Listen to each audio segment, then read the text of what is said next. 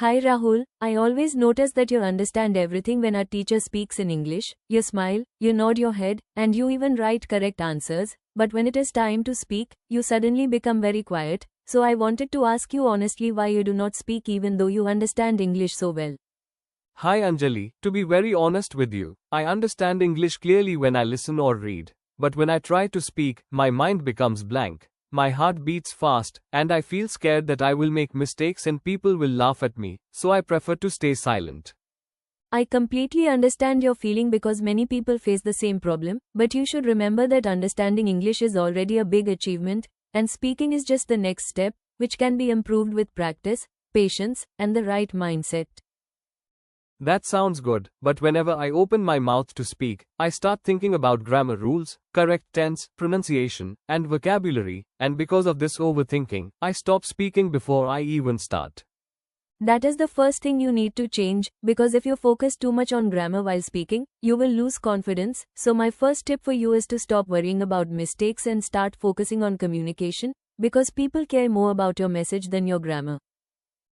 That makes sense, but I still feel shy speaking in front of others, especially fluent speakers, because I compare myself with them and feel that my English is very weak. Comparing yourself with others is another big problem, so my second tip is to compare yourself only with your past self, because if you speak even one sentence today that you could not speak yesterday, then you are improving, and that improvement is more important than perfection. I like that idea, but I do not get many chances to speak English in daily life, since my family and friends mostly speak Hindi, so I feel stuck.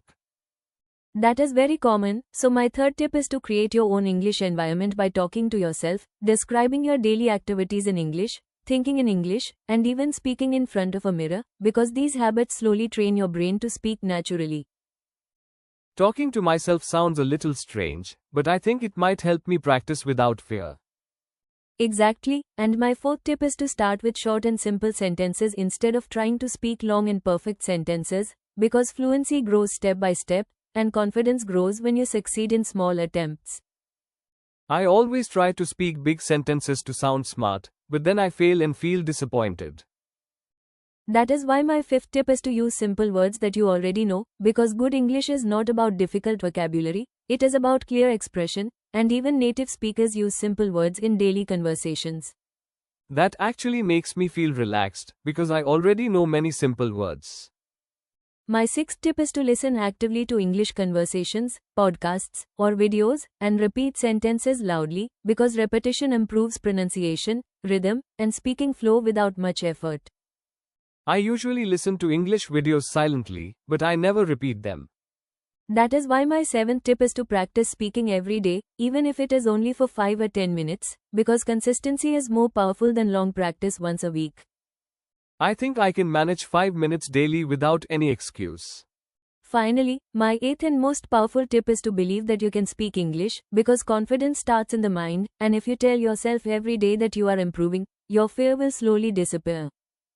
Thank you so much, Anjali, because this conversation has changed the way I think about speaking English, and now I feel motivated, confident, and ready to unlock my English voice step by step. You are most welcome, Rahul, and remember that every fluent speaker was once a beginner, so keep speaking, keep learning, and never stop believing in yourself. That's all for today. Thank you. Subscribe the channel for more.